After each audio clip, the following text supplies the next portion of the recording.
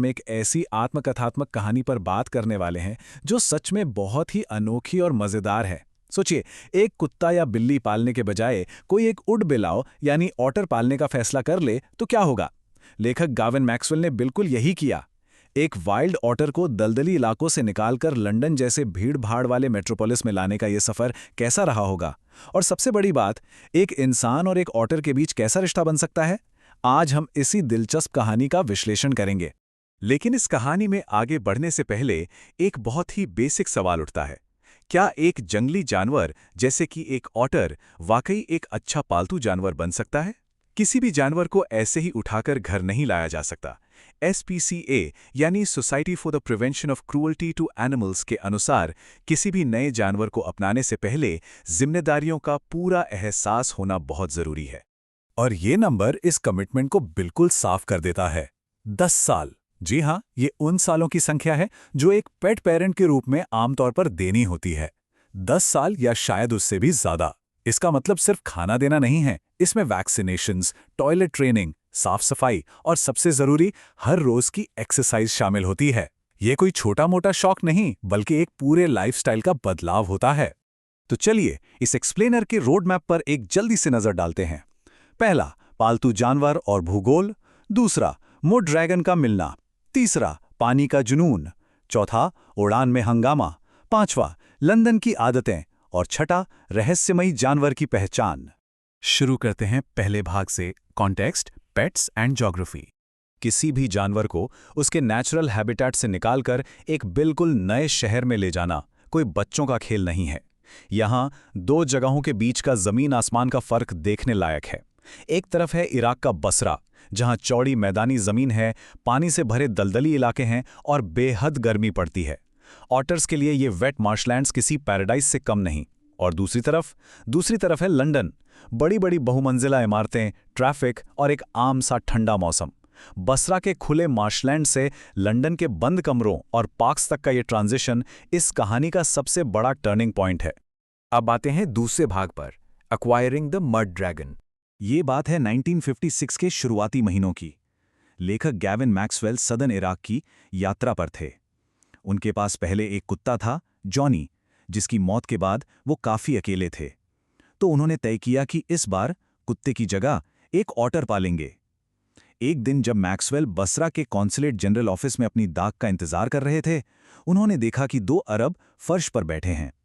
उनके पास एक बोरी थी जो अजीब ढंग से हिलडुल रही थी। तभी एक नोट उन्हें थमाया गया जिस पर लिखा था, ये रहा आपका ऑटर। खैर, बिना किसी तैयारी के एक हिलती हुई बोरी में एक नया साथी मिलना काफी सिनेमैटिक सीन लगता है ना। और जब वो बोरी खुली तो अंदर का नजारा कैसा था। मैक्सवेल खुद कहते हैं कि वो एक छोटे से मध्यकालीन दौर के किसी काल्पनिक ड्रैगन जैसा लग रहा था। उस छोटे से जीव के पूरे शरीर पर कीचड़ की सख्त नोकीली परतें जमी हुई थी, बिल्कुल किसी आर्मर यानी कवच की तरह। यकीन मानिए, उसकी असली झलक, वो प्यारा सा चॉकलेट ब्राउन रंग का मुलायम फर, देखने के लिए मैक्सवेल को पूरा 1 महीना लग गया, जब तक कि वो सारा कीचड़ साफ नहीं हो गया। बढ़ते हैं तीसरे भाग की तरफ, एन ऑटर्स वाटर ऑब्सेशन। इस नए मेहमान का नाम रखा गया मिजबिल। शुरू के 24 घंटे तो मिजबिल ने बिल्कुल अकेले और दूर दूर रहकर गुजारे। लेकिन फिर एक ऐसा वक्त आया जब उसने अपना असली रंग दिखाया, पानी के अंदर। ऑटर्स का पानी को लेकर एक अलग ही रूल होता है। उनके हिसाब से पानी शांत नहीं होना चाहिए। स्टैटिक वाटर उन्हें बिल्कुल पसंद नहीं, वो उनके लिए बस वेस्ट है। पानी बहना चाहिए, फैलना चाहिए। अगर किसी बर्तन में पानी है तो उस बर्तन को पलट देना उनका फर्ज है। नलों के साथ छेड़खानी करके पानी चालू करना और फिर बाथटब में घुसकर किसी हिप्पो की तरह पानी छपछपाना मिजबिल का सबसे मनपसंद काम बन गया। चौथा भाग, मिड एयर फ्लाइट केओस। यहां से कहानी थोड़ी टेंस हो जाती है। पानी वाली मस्ती तो ठीक थी, लेकिन असली तूफान आना बाकी था। वक्त आ गया था मिजबिल को बसरा से पेरिस होते हुए लंदन ले जाने का। एयरलाइन की एक सख्त शर्त थी, मिजबिल को एक 18 इंच के डब्बे में रखना होगा। फ्लाइट से ठीक 1 घंटे पहले मिजबिल को उस डब्बे में डाला गया। लेकिन थोड़ी देर बाद डर के मारे रोंगटे खड़े कर देने वाला सन्नाटा छा गया। डब्बे से खून रेसने लगा था। मिजबिल ने घबराहट में बॉक्स की अंदर की लाइनिंग फाड़ दी थी और खुद को जख्मी कर लिया था। फ्लाइट उड़ने में सिर्फ 10 मिनट बचे थे। जल्दी से बॉक्स को ठीक किया, मिचबिल को वापस अंदर रखा और बसरा की सड़कों पर गाड़ी ऐसी दौड़ाई जैसे बंदूक से निकली गोली। प्लेन टेक ऑफ कर चुका था। मैक्सवेल ने थोड़ा तरस खाकर मिचबिल को डब्बे से बाहर निकालने दिया और अगले ही पल गायब। फ्लाइट में अचानक हाहाकार मच गया। लोग डर के मारे चीखने लगे, चूहा, चूहा। उस वक्त एयर होस्टेस ने जिस शांति से इस हंगामे को संभाला, वो सच में तारीफ के काबिल था। जरा सोचिए उस सिचुएशन के बारे में। उड़ते हुए प्लेन में एक वाइल्ड ऑटर खुला घूम रहा है और लोग उसे चूहा समझकर होश उड़े बैठे हैं। 5वां भाग, लंदन हैबिट्स एंड गेम्स। उस हाहाकार के बाद आखिरकार मैक्सवेल और मिचबिल लंदन के एक फ्लैट में शांति से बस गए। अब शहर में मार्शलैंड्स तो थे नहीं, तो मिचबिल ने आम रोजमर्रा की चीजों को ही अपने खिलौने बना लिया। पिंग पोंग बॉल्स पर वो शिकारी की तरह झपट्टी मारता। अपने फ्लैट पेट के बल लेटकर वो कई कांचों यानी मार्बल्स के साथ ऐसी जगलिंग करता कि एक भी जमीन पर ना गिरे। इसके अलावा रबर के फल, मार्शलैंड से लाया हुआ एक कछुए का खोल और एक ढलान वाला सूटकेस जिसके ऊपर से वो बॉल लुढ़काता और नीचे जाकर उसे पकड़ता। ये छोटे छोटे खेल उसकी लंबी और कन्फाइंड शहरी जिंदगी का अहम हिस्सा बन गए। घर के बाहर उसका रवैया और भी ज्यादा मजेदार था। सड़कों पर उसे किसी आम कुत्ते की तरह पट्टे से बांधकर घुमाया जाता। लेकिन इस नए एनवायरनमेंट ने उसमें कुछ बड़ी अजीब आदतें डाल दी थीं, बिल्कुल किसी ओसीडी वाले बच्चे की तरह जो चलते वक्त लाइंस पर पैर नहीं रखता। मिचबिल की एक रूटीन बन गई थी। उस गली की लोहे की रेलिंग्स के हर 7वें खंबे को लाजमी छूना है, या फिर सामने वाली प्राइमरी स्कूल की 2 फुट ऊंची दीवार पर चढ़कर पूरे 30 गज तक गैलोप करना, जिससे वहां के बच्चे और टीचर्स अपना सब काम छोड़कर उसे ही देखते रहते थे।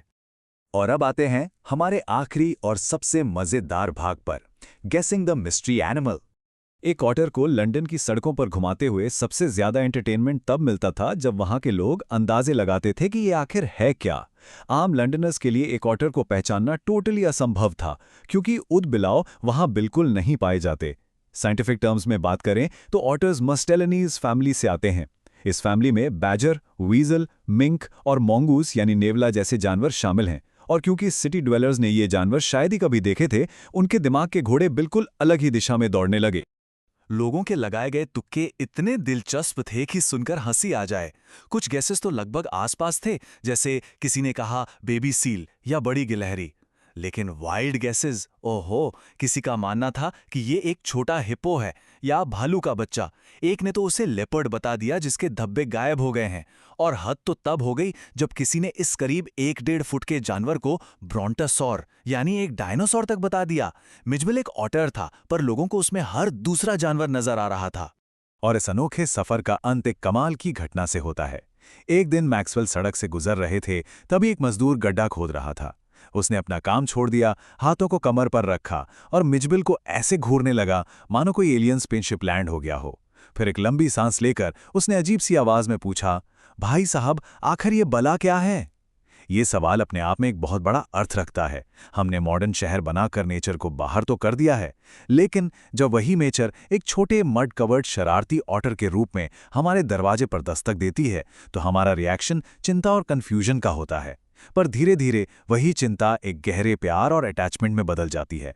तो आखिर में सोचने वाली बात यह है कि क्या हम इंसान इस अजीब और डिमांडिंग नेचर को फिर से अपनी जिंदगी का हिस्सा बनाने के लिए तैयार हैं? इसी विचार के साथ हमारा आज का ये एक्सप्लेनर यहीं समाप्त होता है।